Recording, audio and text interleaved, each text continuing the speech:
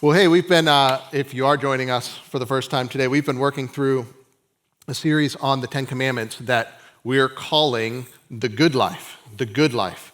And now the Ten Commandments, if you're unfamiliar with them, or how they work or how they divide it, the Ten Commandments provide the foundation for the law. They provide the groundwork, the framework from which all of the other laws flow. And the Ten Commandments also are written in what's two tables. It's called two tables. The first table is the first four commandments. That's you shall have no other gods before me. You shall not make an idol. You shall not misuse the Lord's name. You shall remember the Sabbath to keep it holy. All of those first four commands that we memorize or work through together, maybe you memorize them, all of them are related to our vertical relationship with God, right? All of them have to do with who we worship, how we worship him, how we represent him, how we carry his name into the world around us. Well, now the back six of the Ten Commandments, and the first one we'll do today, they're related to our relationships with others and the world around us. The back six are horizontal in nature.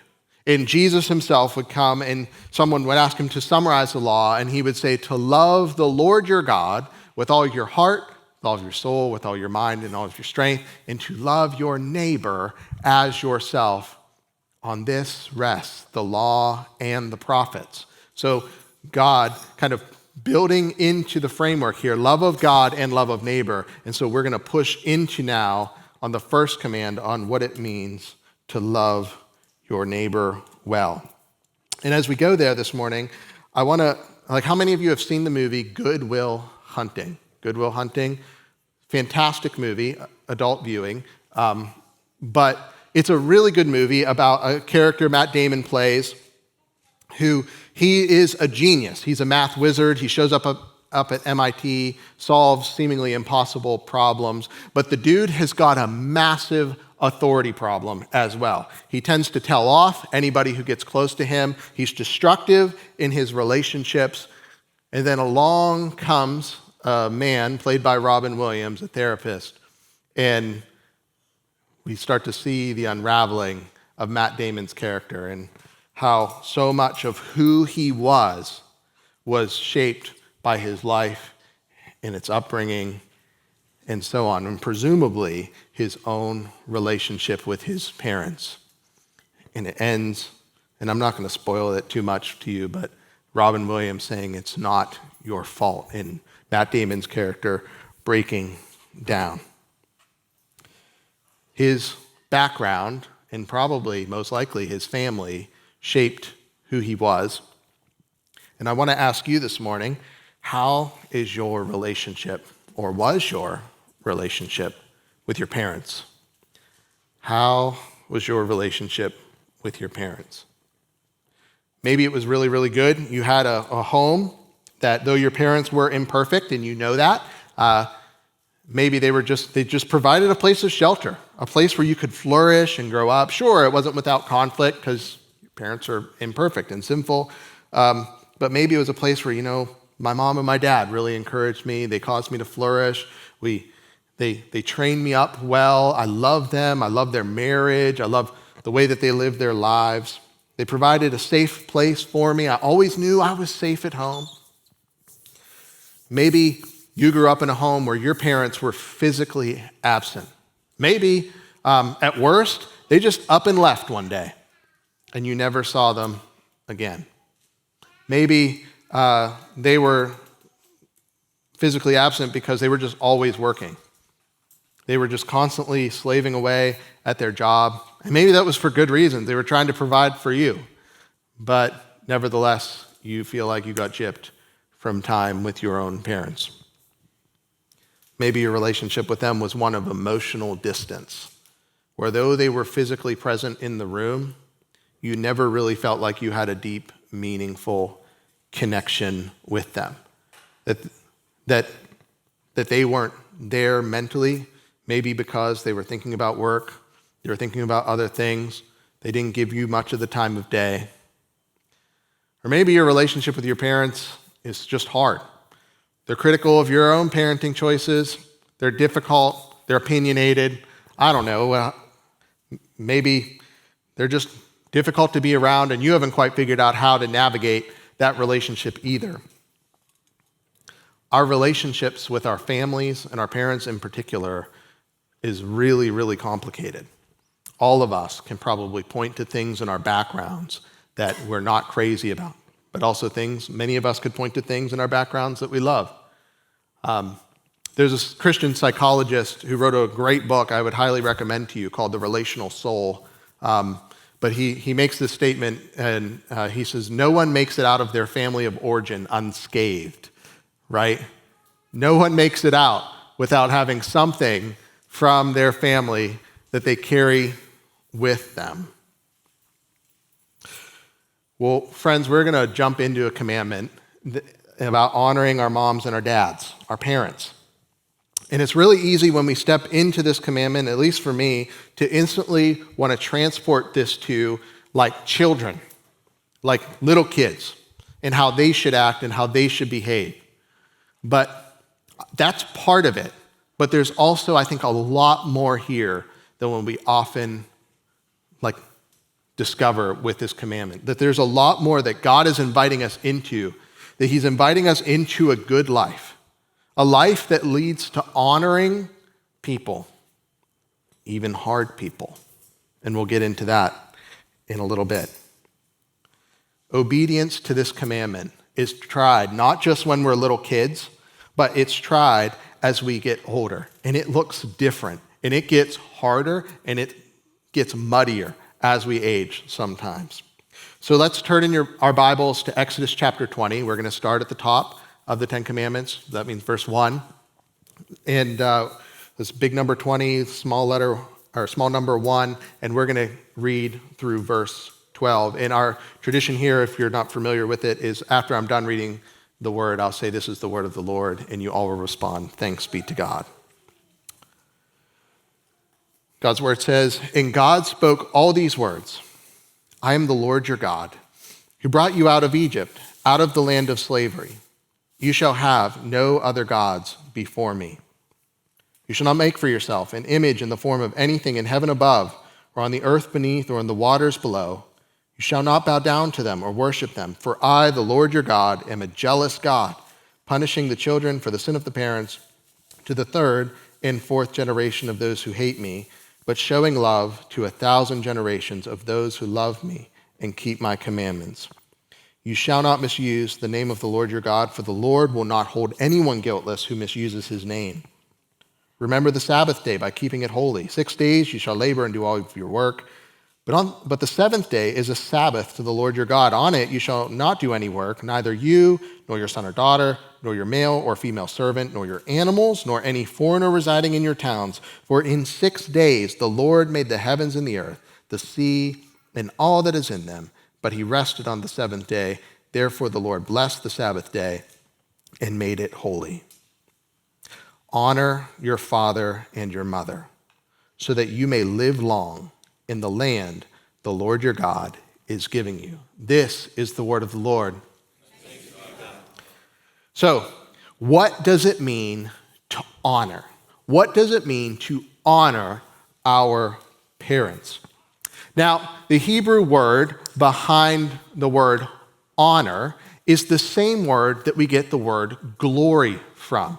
Now, you may have remembered from a couple of weeks ago when talking about God's name that the word for glory in Hebrew, it's kavod, which I don't expect you to remember, but it means heavy or weighty or significant. It's something that matters, that has deep significance to us. And so what it means to honor your parents is to give them a certain weight in your life that they deserve as your parents. That you're to consider them and revere them for who they are. It's to give them an esteemed position in your life. Now, I know that's going to get a little complicated by the realities of living in a broken world. But basically, to honor your parents is to give them reverence that they are due. Ancient cultures were built on an honor-shame mentality, that what you did, as we talked about carrying God's name a couple of weeks ago, that what you did reflected not only on who you worship, but your own family as well. And what you did could bring shame to your family. It could cause people to look down on your family and for what you did. In many cultures around the world, this still is the way of life, that people revere and give honor to their parents, and they recognize that the way that they live can bring shame to them. So, in ancient cultures also, they also thought of the elderly as an important part of society. See, we live in the United States of America, where when people get elderly, it's not that we don't value them, it's just that oftentimes our culture, and I'm not speaking for everyone, but by and large, our culture views them as burdens or views them as not having as much to bring to the table anymore. But in other cultures, those who have walked the path before us, they were given a place of honor because they have lived life. They've seen things that you haven't seen. And so that is the framework that God is speaking into, that he is speaking to people who would have been living in cultures where it meant a lot to honor your parents. But honoring, then, so if honor is giving weight and reverence to your parents and respect that they're due, honoring does not always then mean obeying. It does not always mean obeying. It does mean obeying sometimes, but it does not. Obeying means doing what your parents say to do it when they say to do it. We have a little saying with Gavin, obey right away, all the way, and with a happy heart. We're working on the happy heart thing. And we don't always have happy hearts when we're obeying, right? Obeying is about compliance. It's about doing what you're told. And naturally, all of us, we're getting older. And so what does it mean as adults now to sit there and say, well, what does it mean to honor my parents? I've had certain conversations where people have used this text along with other texts in Ephesians to manipulate their adult children into obeying. And I want to be clear from the outset that that is not what this text means. That parents sometimes, especially in religious circles, can use this as a spiritually abusive text for their children, and that not be so. So that means we need to, as we step into this then, we need to avoid the trap of thinking that this only applies to little kids, and we need to realize and own this, that this matters to us. So if that is the meaning of honor, what then is its purpose? Like, why did God, in all of his wisdom, put right behind all of the stuff about him, all of the stuff about his name, who we worship, how we worship, what day we worship on, why does he put honoring parents next? Why would he do that? Surely there are more important things, like murder and adultery. Like, those are the next two coming up. By the way, pause. If you keep your kids in the room, which is great and fine, I just let it be known that murder and adultery are the next 2 weeks. Let the hearer understand. But why did God put these right here? Well, I think one of the reasons for this is that because human beings have an authority problem. Human beings have an authority problem. We reject it. We don't like other people to tell us what to do. We despise it. We want to be our own bosses. We rail against it. We like to stick it to the man, right? To do things to pay back the man. We don't like it. I mean, in our country, we got upset over taxes and threw a bunch of tea into the harbor. We don't really like authority that much. We live in the live free or die state. We don't like authority. Banks. So we see it at the beginning of our country, don't love authority that much, and there's legitimate objections to authority, by the way, which is another sermon for another day. Banks in 2007, 2008 didn't always follow rules, and it led to economic crises as well. The song, I fight authority, and what? Authority always wins. There's just woven into the human condition is the fact that we want to be our own gods, that we want to tell ourselves what to do and tell other people what to do, but we want no one dare speak into our lives. And if you don't think that this is a problem with the human condition, raise a 2-year-old who has no interest sometimes in obeying. My brother had a friend growing up who he was a funny kid. He was like 4 or 5, and his mom would say, hey, you need to do this or this would be your consequence. He would go wander off into the other room and come back and said, I thought about it and I decided I'll take the consequence. We all have authority issues, but God gives good authority. Authority is a gift from God. We might spurn against it or reject it, and God takes it very seriously. God desires that children obey their parents because he has instituted the family as the foundational place for society.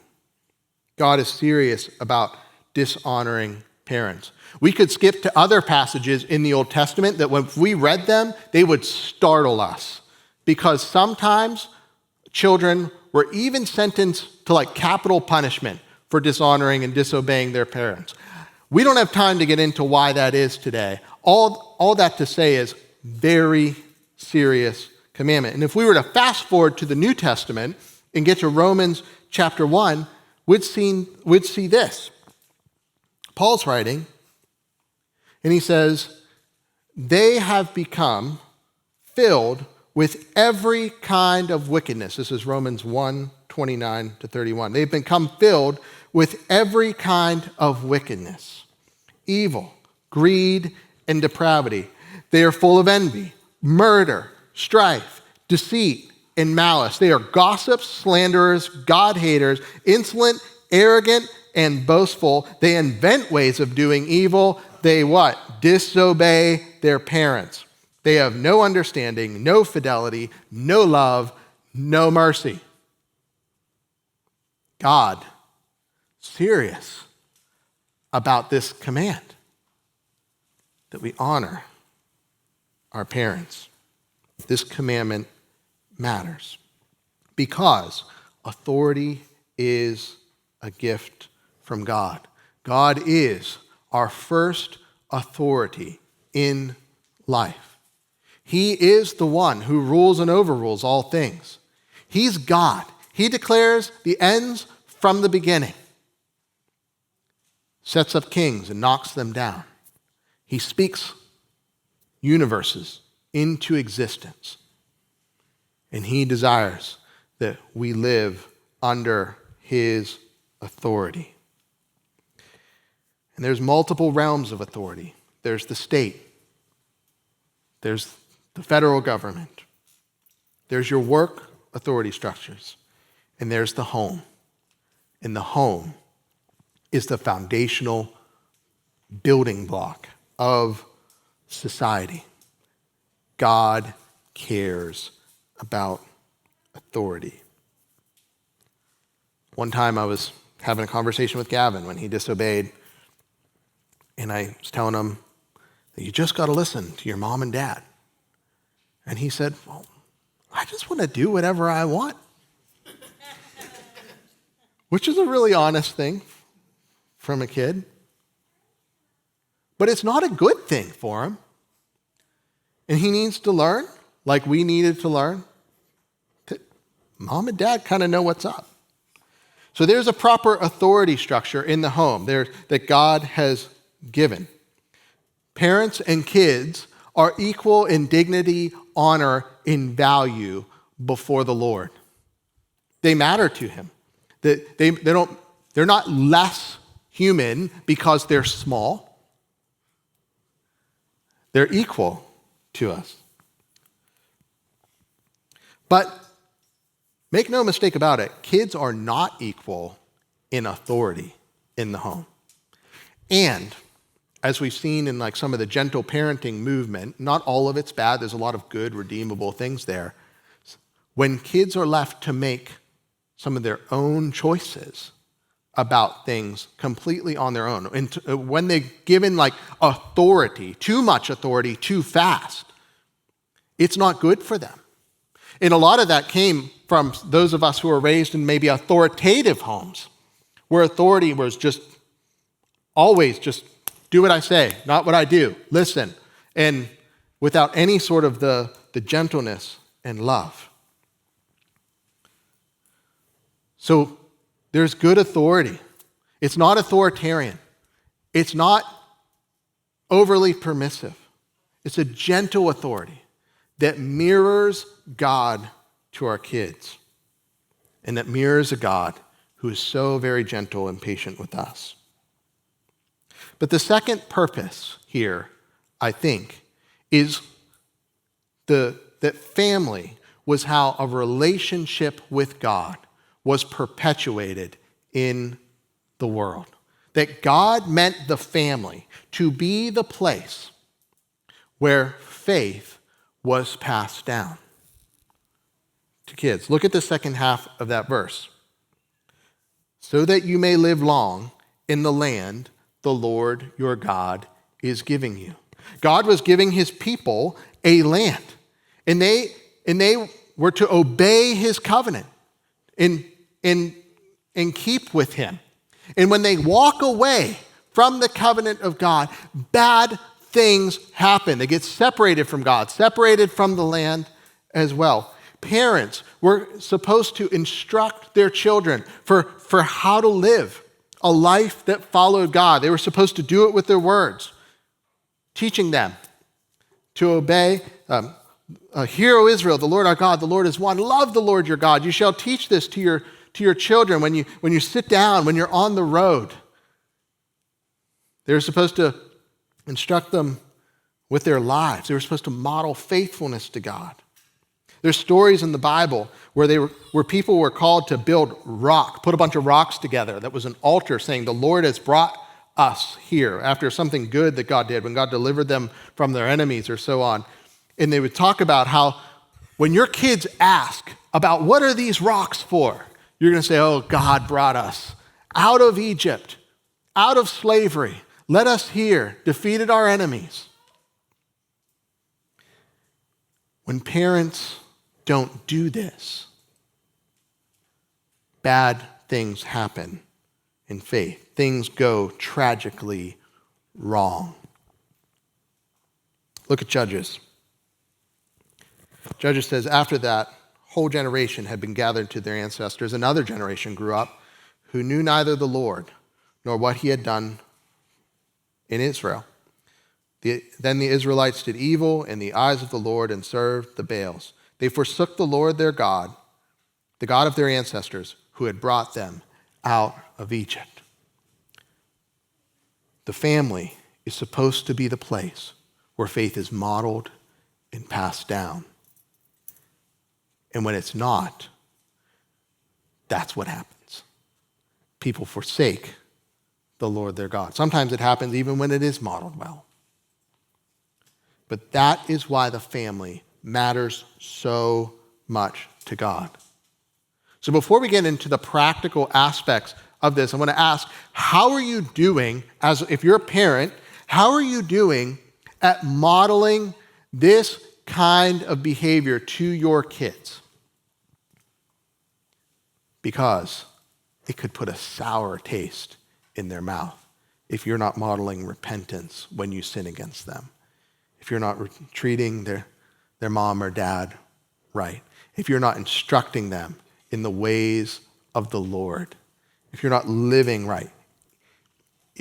And listen, teenagers and children, they sniff out inconsistency faster than any adults do. So how are you doing? Maybe you need to go back to your kids and apologize for some of the ways that you lived.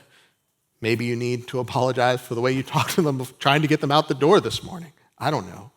But you are a representative of God to your children. They will think God is like what you are like often. We carry that into our relationship. And before we criticize our own parents, we should practice living honorably ourselves. So that's the purpose. So what's the practice? How do we actually do this? How do we do this? Well, if you are young in this room and you live in the home or you live in the house with your parents, I would implore you to obey them. Because what you live shows, in who you honor shows who you actually belong to. Look at Ephesians 6. Children, obey your parents in the Lord, for this is right. Honor your father and mother, which is the first commandment with the promise, so that it may go well with you and that you may enjoy long life on the earth. Listen, I don't know exactly how all that stuff plays out with living a long life. I do know this. If you have good parents, decent parents, average parents, not listening to them is detrimental to your life. Just not good. It's not going to go well. And the only exception, I would say, with this command is if they're abusive or if they're asking you to do something against the ways of God. Those are the only two exemptions. Children, teenagers, you want to follow God and live out your faith? This is about as practical as it gets for you. You follow God by obeying imperfect parents. That's how it works. Second way that you can honor your parents, and kind of the baseline way that you can honor your parents, is to pray for them. Regardless of where your parents are on the good to awful scale, it's hard to hate somebody that you pray for every day or week or whatever. Pray for them. If your parents were difficult, I'd say pray for them more. Because prayer is not just about wishing good things for people. God actually uses prayer to shape our hearts, to make us more like his heart. God actually uses prayer to shape us, to give us desires like his. If you struggle in your relationship with your parents, begin praying for them. Not going to just make the pain go away, but it is a way that you can help cultivate a heart for God. Third thing is gratitude. Be thankful for what you've learned from your parents. Maybe you've learned things that were great from your parents. My dad taught me this, that, or the other thing, or my mom taught me this. He taught me hard work, instilled in with me the values of honesty and integrity. Great. Be thankful. Thank God for them. Another way, if your parents weren't so good, you can just be thankful that they brought you into the world. And thankful that you got to learn from someone else's mistakes, maybe too. Then, fourthly, I would say to respect with words and actions. This one's hard, but how you talk about your parents matters. Now, this does not mean that if wrong things were done to you, that you're not allowed to talk about it, that if they were hard, that you're not allowed to say it, but it does mean that you put a governor on your speech for how you talk about them. You can talk about them in a way that doesn't slander them, but is still honest about who they were. In fact, I would say it is honorable to to not change who they were to other people, to not live a lie. I have been to funerals with people who they weren't necessarily awesome husbands or fathers. And everyone gets up and says glowing things. That's not honorable either. That's a lie. But there's a way we can talk that says this is who they were. Culture wants us to blame everything on our moms and dads right now. But I think the Bible invites us into another way, a better way that isn't bitter, that doesn't hold things against people. Respect with words and action. Next, I would say time. Give your parents some time. You know, for those of us who have kids, our kids are likely to mirror however they see us treating our parents. That will become the baseline normal for what that is. Do you want that to be how they treat you? And listen, there are good reasons. If you have abusive parents and stuff like that, you don't need to spend time with them. I would be safe, be distant. If they're emotionally, physically, spiritually abusive, no need to do that. But for most of us, we should be cultivating time with our parents. Finally, I would say, and this one might be the hardest, forgive them. Honor your parents by forgiving them. You might bear wounds from your childhood. You might bear wounds from your adulthood. And listen, forgiveness happens in two different ways. There's transactional forgiveness, where you actually say to someone, I forgive you.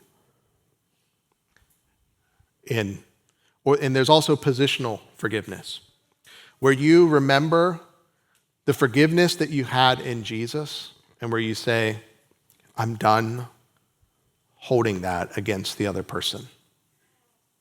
That might be the first step for some of us this morning as we consider honoring our parents. That maybe we hold some sort of bitterness or anger against them. Well, the old saying's true that bitterness is the poison meant for others that we drink ourselves. And if we want to honor and live into this command well, maybe the thing to do is to forgive them. Friends, Jesus makes all of this possible. He takes this commandment and he makes it all possible because he is the Son that perfectly honored his Father, perfectly obeyed his will, who gives us a home and a family, a Father that is God, so that even if our parents were imperfect, and they all were, or even if they were harsh, we can find a way to say, you know what, I'm going to serve God by the way I talk about my parents, by the way I honor them. I'm not going to make light of what they've done. I'm not going to pretend they were better than they were. I'm not going to put them on a platform. I'm not going to kick them while they're down. I'm going to be honest, but I'm going to forgive too. And friends, if there's a legacy you want to leave to the world around you, if there's a picture you want to shine, it's the one that forgives and honors others because of our Savior who forgave us, elevated us to a place of honor, and gave us a seat at the table. And how we honor shows who we worship and to whom we belong. Would you pray with me?